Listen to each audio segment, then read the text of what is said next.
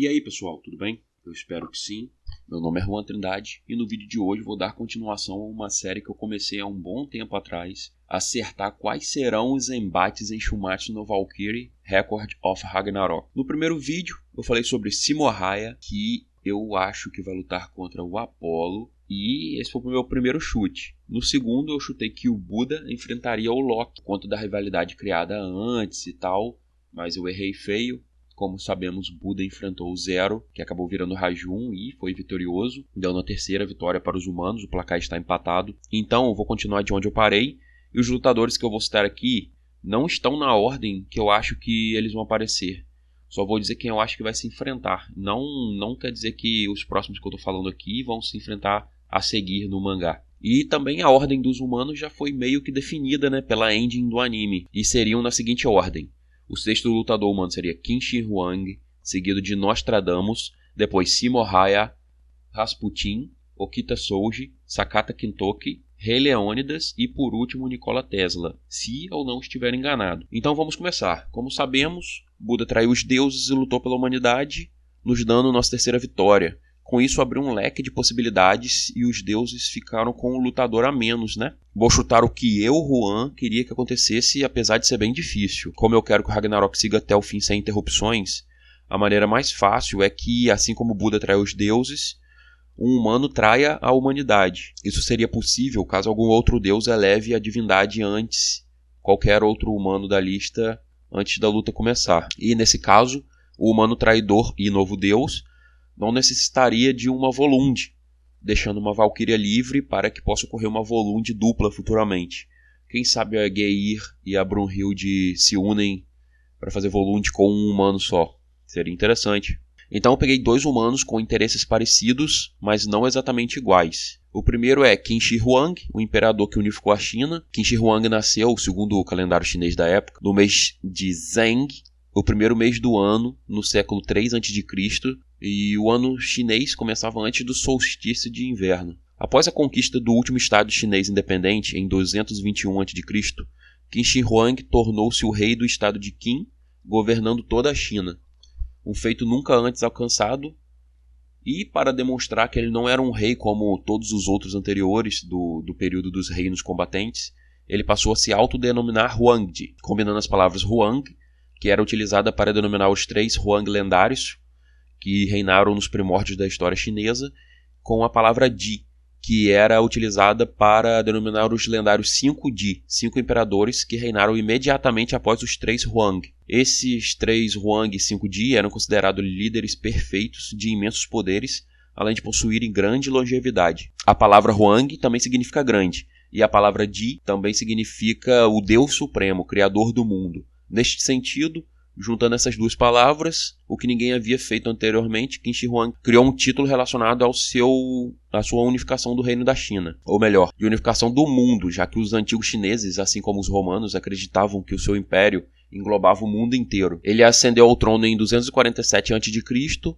com um pouco mais de 12 anos de idade, e era auxiliado por um regente até 238 a.C., quando atingiu a idade de 21 anos, e passou a assumir o poder de forma absoluta. O imperador morreu durante uma viagem para o leste da China, à procura das lendárias Ilhas dos Imortais, onde pretendia descobrir o segredo da imortalidade.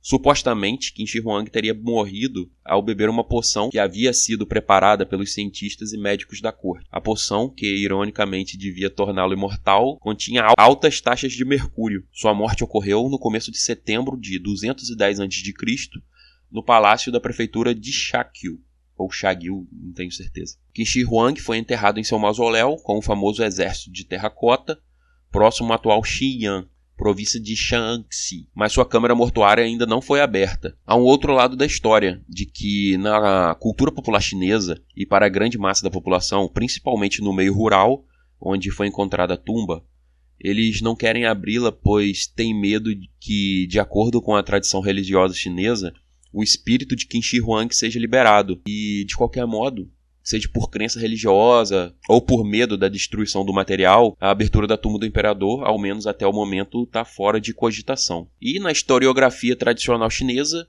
o primeiro imperador quase sempre foi descrito como um tirano brutal, supersticioso, com uma obsessão paranoica em atingir a imortalidade.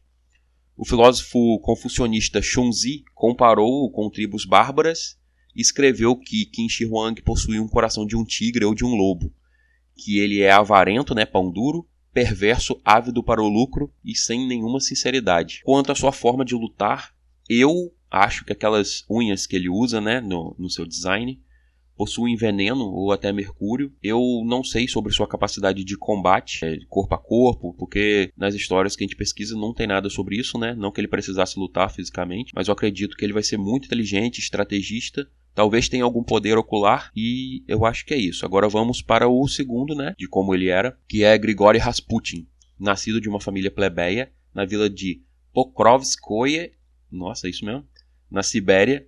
Rasputin passou por uma experiência de conversão religiosa após uma peregrinação até o mosteiro em 1897. Após viajar a Petrogrado por volta de 1903 a 1905, Rasputin cativou alguns líderes da igreja ortodoxa russa e eventualmente encontrou com o czar em novembro de 1905.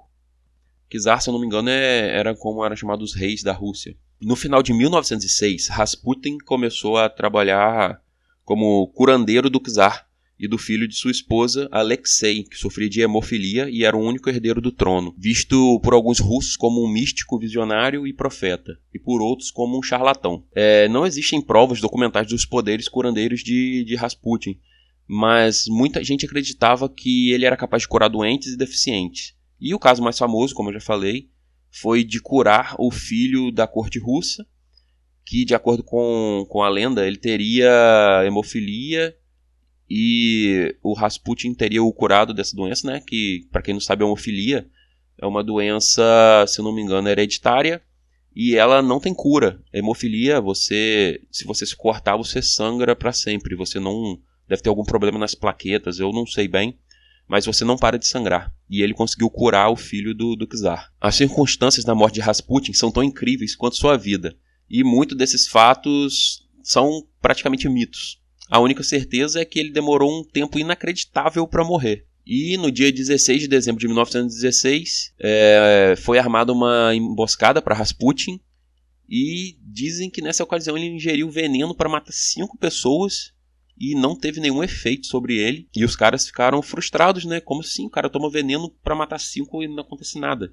Os caras tiveram que atirar nele e ele não morreu com o tiro. Aí ele foi espancado e só no dia seguinte seu corpo apareceu boiando no rio Neva. Uma autópsia foi realizada pelo Dr. Dmitry Kosorotov, cirurgião sênior da autópsia da cidade. E ele afirmou que o corpo de Rasputin tinha mostrado sinais de trauma grave, incluindo 3 ferimentos de bala, um dos quais tinha sido a queima-roupa. E ele também foi espancado, mas que ele não encontrou nada sobre veneno no corpo do Rasputin, apenas água em seus pulmões, e não dá para afirmar que ele estava vivo quando foi jogado no rio. Então, pessoal, isso foi o que eu consegui fazer bem rápido aqui, que eu deixei por último diante do spoiler da 7ª luta. Meu chute, que tem 99% de chance de estar errado, é que seja um combate entre Qin Shi Huang contra Grigori Rasputin. Um desejava ser imortal e o outro tinha fama de ser imortal.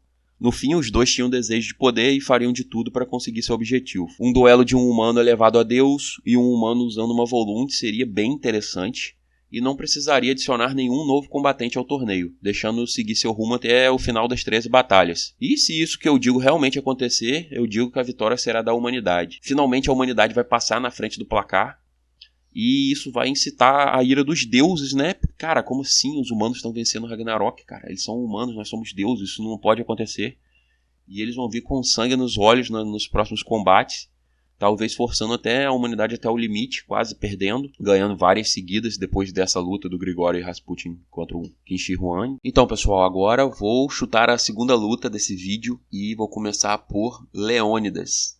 Leônidas, que em grego significa filho do leão ou similar a leão, foi general de Esparta de 491 a.C. até a data de sua morte em 480 a.C.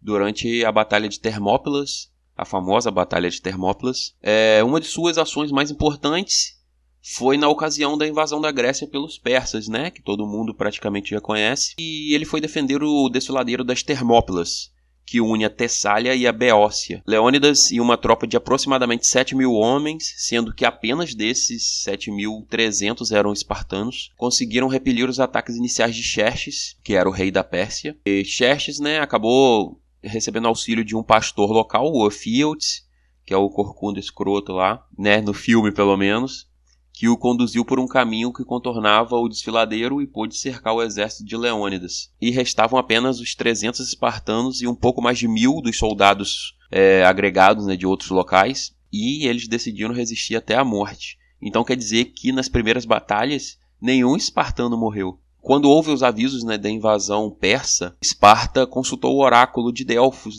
e o oráculo teria feito a seguinte profecia, em forma de verso: ouçam o seu destino, ó moradores de Esparta, ou a sua famosa e grande cidade deve ser saqueada pelos filhos de Perseus, ou, se isso não pode ser, toda a terra lacônia irá lamentar a morte de um rei da casa de Hércules, pois nem a força de leões e touros irá segurá-lo. Força contra força, pois ele tem o poder de Zeus, e não terminará até que um dos dois seja consumido. No final, o rei Xerxes dá uma ordem a Leônidas, que já estava ali, cercado pelos inimigos: disponham suas armas e se entreguem. E Leônidas responde apenas: venham pegá-las. E essas são as últimas palavras do rei espartano, que, geral, ali foi atacado por todos os lados e foram massacrados sem piedade. A cabeça de Leônidas foi cortada e empalada e o seu corpo foi crucificado. Porra, sabia disso não.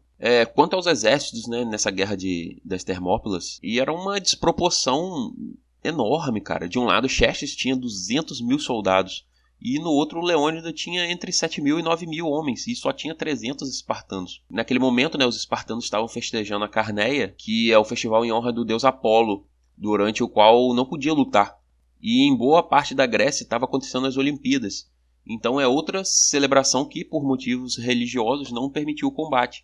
Por isso que o Leônidas não teve acesso ao seu exército nessa batalha de Termópilas. Então, cara, como vocês podem ver, os espartanos eram muito bons na batalha. Basicamente, eles perderam porque foram traídos por esse pastor. Inicialmente, eles tinham derrotado ataques do Xerxes e nenhum espartano tinha morrido. No mangá, com certeza, vai mostrar alguma referência sobre esse combate, como o Leônidas era enquanto ainda era humano. Eu acho que a sua Volunde vai ser uma lança, talvez a Geir, porque ele vai ser, segundo a ordem dos lutadores, ele vai ser o penúltimo. E isso é o que eu tinha a dizer sobre o Leônidas. E agora eu vou falar de Anubis. Leônidas contra Anubis. Ele é uma divindade da mitologia egípcia, antiga religião do Egito. O deus acumula diversas atribuições, como guiar as almas até o submundo, o embalsamador, e assume o papel de deus dos mortos. E o nome Anubis tem origem grega. Estranho, né? Abridor de caminho significa. Ele é filho dos irmãos gêmeos de Osíris, deusa da fertilidade, e Néftis, deusa da noite. Os egípcios acreditavam que no julgamento de um morto, que era feito por Anubis, o coração do morto era pesado em uma balança junto com a pena da verdade. E caso o coração fosse mais pesado que a pena, o defunto era comido por Ammit, um demônio cujo corpo era composto por partes híbridas de leão, hipopótamo e crocodilo. Mas caso o coração fosse mais leve do que a pena, a pessoa poderia ter acesso ao paraíso ou a alma voltaria ao corpo. Anubis era quem guiava a alma dos mortos. E essa associação de Anubis com chacais ou cães provavelmente se deve ao fato de estes perambularem pelos cemitérios. Anubis era pintado de preto por ser a escura tonalidade dos corpos embalsamados. Ainda existe muita confusão sobre qual animal Anubis realmente era. O deus era um dos poucos a não possuir templos em sua homenagem. No entanto, Anubis era cultuado em locais que eram considerados sob sua influência, como cemitérios e nas tumbas. Porém, em escavações recentes foi encontrado o templo de Anubis, que está localizado no planalto de Giza Plateu, nos arredores do Cairo, no Egito. E agora uma curiosidade para fechar sobre o Anubis. Anubis em Roma. Com a invasão dos gregos em 332 a.C. e dos romanos em 31 a.C., alguns deuses do Egito passaram a ser associados com deuses gregos. Entre eles está Anubis, que é reconhecido como o deus Hermes, passando a ser definido como Hermanubis. Olha que estranho, cara. E nós temos o Hermes no Shumatsu. Já pensou se ele for o Anubis, que tá no Ragnarok? Todo mundo já acha que o Hermes é forte por conta das coisas que ele entende, que ele explica. Então, cara, que doideira seria se o Hermes fosse o Anubis. E bom, eu não tenho muito o que falar sobre esse combate. Eu acho que seria interessante, né? O rei de Esparta contra o Senhor dos Mortos. O Leônidas desafiando a morte mais uma vez. Provavelmente ele vai lutar parecido com o filme. Vai usar um escudo e uma lança, talvez. Não consigo imaginar um poder diferente para ele, além da grande capacidade de combate. Anubis já dá para pensar em outras coisas, né? E invocação de poderes malignos, alguma aura Nier, alguma coisa que possa segurar o Leônidas, invocar algum treco, alguma coisa dele mesmo, do mundo dos mortos. Não outro personagem para lutar com o Leônidas, seria estranho porque o torneio é 1x1, mas algum poder sobrenatural. Ou ele pode ser simplesmente muito forte em combate também, né, cara? Eu não tenho um motivo especial igual o pessoal procura. Ah, não, é maldade versus justiça, não sei o que, não. Eu só acho que vai acontecer esse combate. Esse é o meu segundo chute. E fala aí pra mim nos comentários quais são seus chutes para o Ragnarok, que eu quero muito saber. Muito obrigado quem assistiu até aqui e valeu!